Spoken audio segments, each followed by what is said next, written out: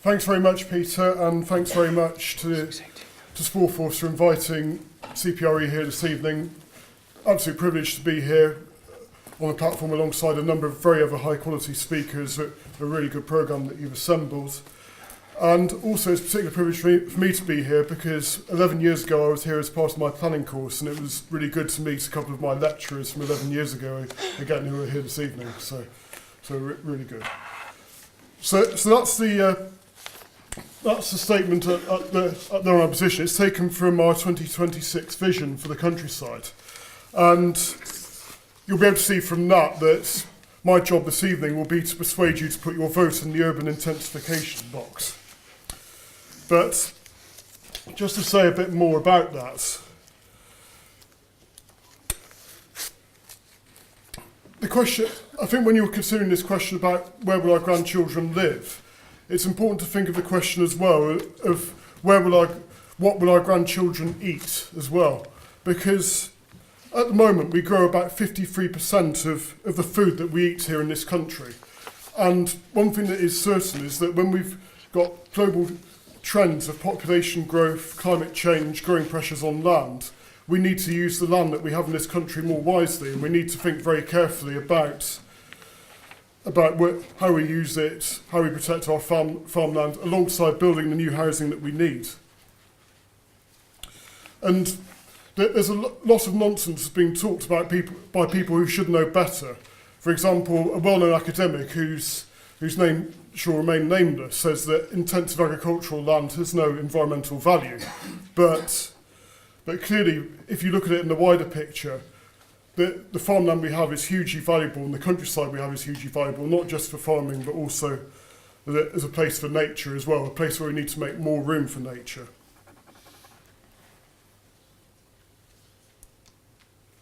Just before I go on, who has heard of CPRE before?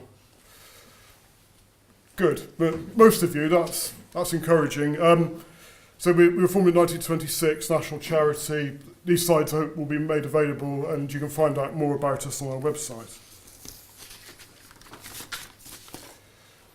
So on the current context, I think probably other speakers will also talk about these issues as well. So I'll not dwell on these for too long about how much housing we're building, how much we need. And certainly I'd agree with the points that Peter made at the start, that there is a crisis of affordable housing in this country and access to housing. And clearly we will need to build much more new housing to deal with this problem. But one statistic I would leave you with is that, according to government figures, that there were about 22.1 million households in this country in 2011, according to the 2011 household projections, but there are 22.9 million houses or dwellings. So there is some real discrepancy there already. So although, as people will rightly point out, we're not building enough housing to meet needs at present, we're not starting from a baseline of shortage. And what that means is that we shouldn't have to accept the views that people put to us that we've got to suddenly grant more and more planning permissions very quickly, and we've got to hurry up and get local plans in place yesterday. Because actually we've got more time than that. We can actually do this properly and actually plan for the longer term and actually get development that our children and grandchildren will be proud of.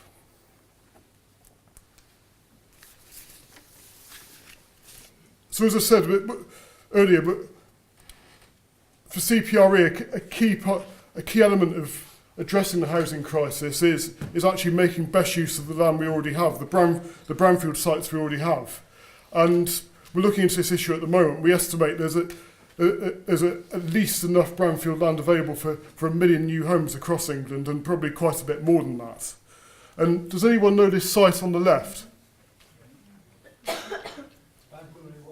Yeah, that's Kendall Street, I believe, here in the centre of Leeds. And that's actually been nominated by a member of public for our campaign Waste of Space, which is currently running on our website. There's more details of it there. And what we're asking people to do is actually write in and tell us about the brownfield sites they know about in their area, which could actually be better used for new housing development. So if you haven't already seen this, please do have a look at the website and write in if you know some sites that you think could be better used but are actually going to waste. And across Yorkshire and the Humber, at the last count, there's enough brownfield land available for at least 70,000 new homes. And brownfield land doesn't run out. There's a constant churn of it because more becomes available all the time when uses change, when shops become redundant, when factories aren't needed anymore, or where more and more people are working at home. So we can make more use of brownfield land, but we also want to see more done to unlock the obstacles. More needs to be done there. The government's talked about local development orders, for example, so councils granting planning permission, doing all the work up front with a developer rather than accepting an application planning permission. That could help, but there is a lot more that can be done. And I think another point to bear in mind as well, and I think, again, this is another point that Peter made, which is probably going to be a running theme and is something that's really important to bring out. So certainly since the financial downturn in 2008, we've seen more and more that the public sector is taking a key role in actually making sure that new housing comes forward. For example, in the neighbouring former region to this, the North West region, in 2013, we've seen figures which show that actually about 61% of all new housing had some form of public subsidy. So what Peter was saying about a greater role for the public sector is already happening to a very big extent. And as taxpayers, if we're actually going to be paying to boost the supply of housing, then it's right that we should be actually expecting good quality and we should be expecting good bang for our buck. And using brownfield sites does a lot of that because it's actually, again, making best use of the schools, the other facilities, the bus services that are already available in urban areas.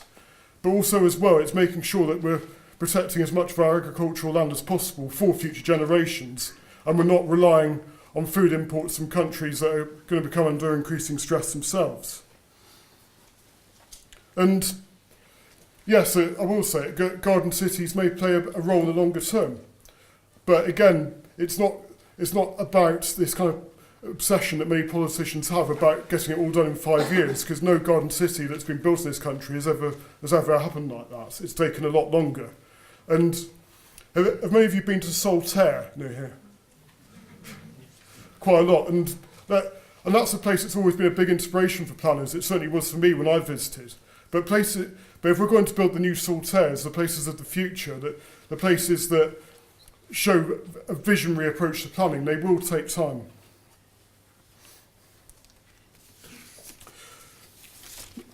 Now, but one of the things that we've been looking at recently is ways in which you can boost the supply of housing, as the government said it wants to do, and as we said, there is clearly a need to do. And certainly Philip, who will follow me, will talk a bit more about the role of the big house builders. But at the moment, the big house builders are building most of the new housing in this country. And until recently, until about the mid-1990s, small and medium-sized house builders were building a lot more. And we should actually be doing a lot more to bring these players into the market, so that it isn't just relying on a few large house builders who obviously build sites out at a time that is most appropriate for them.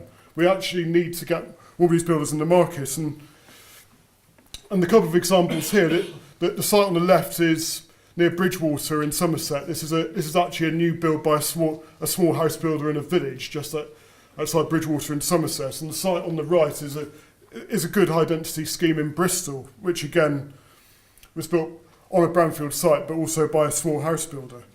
There are a number of obstacles that currently to bring these into the market. Some of them are to do with planning in terms of getting the land, the smaller sites in particular. But also there's key issues about access to finance as well, and kind of higher relative costs of actually getting into the market. So we think there does need to be a focus not just on planning, but also as well on giving more financial support to these builders to enter the market in the future. And we've done a report called Increasing Diversity in the House Building Sector, which is well worth a read and which I commend to you.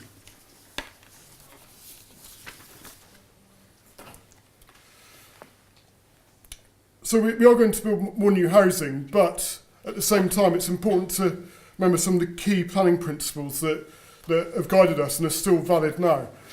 We've had green belts since the mid-1950s, but from our perspective they're still doing the job that they were originally set up to do, and they're still hugely valuable in doing that job. If we hadn't had green belts, then we'd actually have seen the sprawl that we see across North America and across most of continental Europe. And if London, for example, developed like Los Angeles had these past 60 years, it would have absorbed Brighton, Hastings, Reading, and all the way up to Oxford and Cambridge. But instead, London's actually stayed fairly compact, and we've continued to get more development within the urban area of London. And overall, it's worked very well. And again, although some people say that not all greenbelt land's very good value, therefore you should build on it, it's actually important to remember that greenbelt policy has actually protected quite a lot of land that's actually of very good quality. There's a number of country parks in the greenbelt, but also as well, lots of woodland.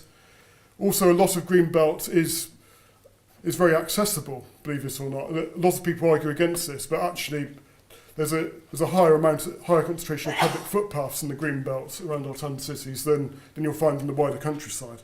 So it's actually a hugely valuable asset to the public in terms of recreation, but also when looking at these growing pressures on land that I talked about earlier, such as climate change, green belt's also hugely important and this isn't really understood as an asset for carbon storage, for water storage, and also for protecting our water supplies. 2 minutes.